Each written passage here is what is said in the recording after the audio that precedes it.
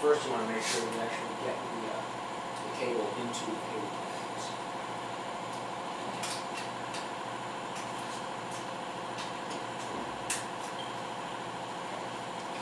Alright, so we have a cable on there. Let's see if this works.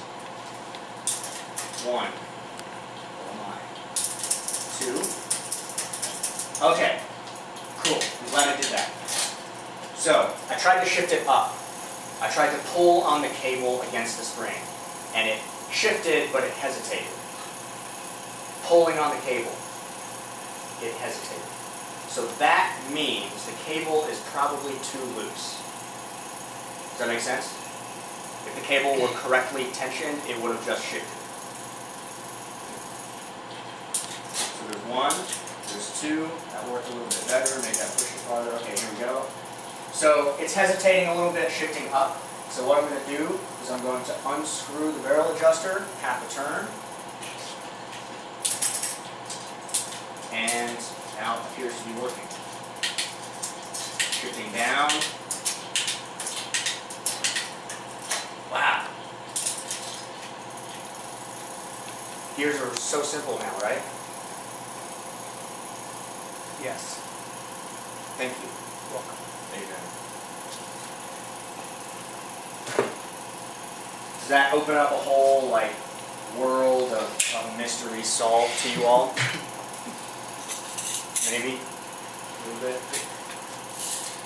So you can see that the barrel adjusters, the limiting screws are correctly adjusted because we're not coming off the cog or the cassette, in either direction. If you want, I can adjust a limiting screw after I do a brake because we're running out of time. If you want, a little later, I can adjust a limiting screw so it will actually come off, and then you can see kind of how that works. This is just called a cable ferrule, and all that does is gets clamped onto the end of the cable, which keeps you from poking yourself, which hurts and you'll get infected. And it also keeps it from fraying, which will make the cable last longer. So it's starting to look like a bike. This bike will actually go somewhere now. Except you're not going to be able to stop. So let's make it stop. Brake cable. Pull that stuff apart. You might guess that this is going to work exactly the same way. Feed it through housing. There's going to be a cable end stop, which is right there. Real easy. Usually, you see the slot right there? That makes it really easy to install cables. This is a lock ring for the barrel adjuster. There are barrel adjusters on brake systems, which is really handy because brake cables stretch a lot, and also brake pads wear out. So you can unscrew the barrel adjuster pretty far. You can see this one will actually tension the cable up to almost an inch. So as your pads wear down and your cable stretches, you can unscrew the barrel adjuster and tighten your cable without needing any tools. It's pretty handy. You can do it while you're riding your bike because it's on the handlebars.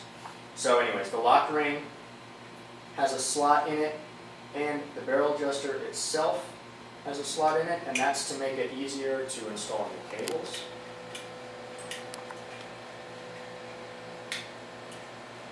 And then once you get it in there, you want to move the slots so they're not all lined up with each other, so it won't fall out.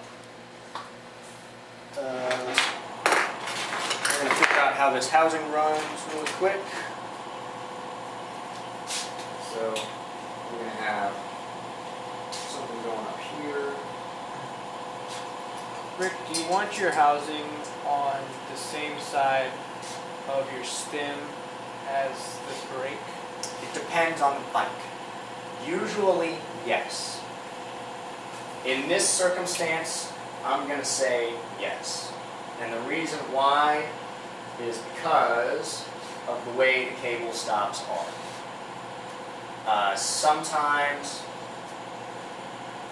the cable stop is down here for the derailleurs. And I usually go around the other side and then have them cross underneath the down tube. Because it reduces rubbing on the head tube of the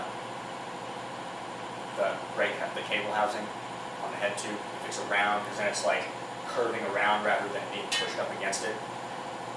And that's just like if you have a $1,000 bike, you don't want that scuffing because it damages the paint. But it's not going to affect the functionality of the system.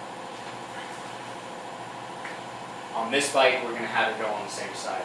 As far as cable housing goes, what you're looking for is you want it to not pull on the cable when you turn the steering system around. You're never going to turn it that way. So that's probably the maximum you'll ever turn it, and you can see that's not really putting a lot of pressure on stuff. So put that wherever you want.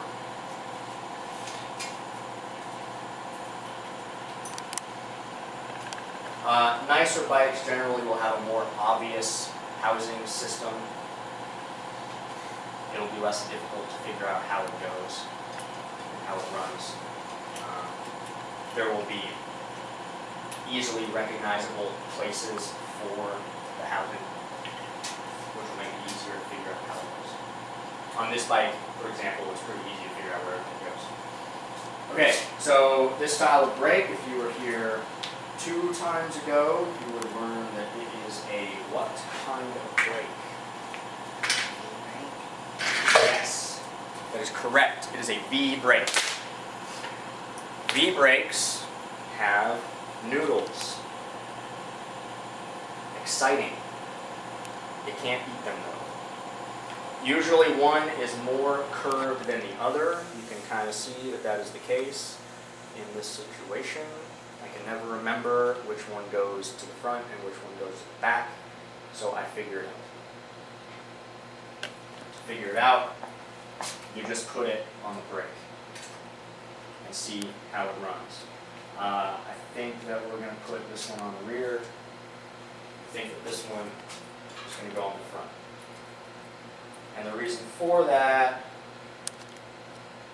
is because this brake, the cable's coming from over here, and so you want it bent a little more, so you're not like doing this number, right? With this brake, with this noodle on the front, it's going to be harder for it to like reach up. So the noodle goes like that. Housing then is going to go like this. You don't need a housing ferrule for the end that goes in the noodle. I don't know if this piece is going to be long enough or not. It looks like it might be. That just goes like that. Cool. So run that through.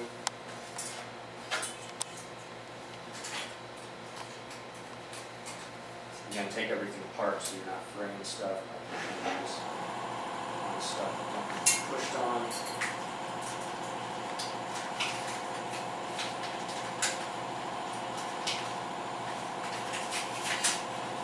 And all this stuff, like you see I'm putting the cable over on this side of the bike. It's not because of any particular reason other than that cable needs to come from that side. That was a really bad sentence. I apologize. The reason why it's on that side is because on the brake, the cable comes from that side. You can look at it and see that. Oh, the cable should be over here. Okay. Now we've got the cable running through everything, and we're going to run the cable through the cable clamp. Just like that. And then we're going to take the fourth hand, which is a cable grabbing device, grabs the cable and spreads it apart like such. And you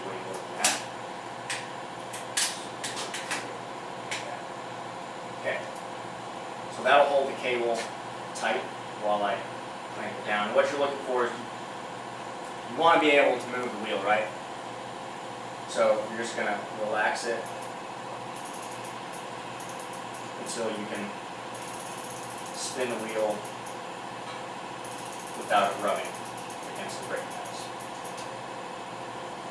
And if it does a little bit, don't worry about it too much. It can always be adjusted. It's possible that it might be rubbing on one side because the brake system is not centered. It might be rubbing on one side because you're actually pulling the whole system to the left with the fourth hand. So you're going to tighten down the cable clamp, give the brake a squeeze or two to get it calibrated with itself, and then spin the wheel and see if it works. Cool. Easy peasy. Right? Cables and springs. Nuts and bolts. That's it. It's all a bike is made of.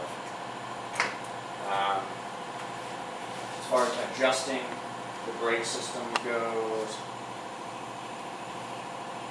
we've got these screws right here. And I explained this in the session where I talked about brakes, but because we just installed the brake cable, we need to make sure the brakes are adjusted correctly, so we'll go over it again. These screws, there's one on either side on this particular system. Oftentimes you'll find there's only one on one side, and that's it. All these do are put pressure on the spring. So you screw in the screw, and you're going to put more pressure on the spring, which is going to pull the system that way. You relax the screw, you unscrew the screw, it's going to relax pressure on the spring, and the system's going to go that way. That is so that you can center the system. Right now, the system is just a little bit too far this way, so I'm going to loosen that screw up a little bit, and that's, now the system is centered. The brake works really well, and there you have the brake system. So we can put the front derailleur cable on, and we can put the front brake cable on, and then this bike is done and ready to ride. But we're out of time. Oh, derailleurs, chains, and cables.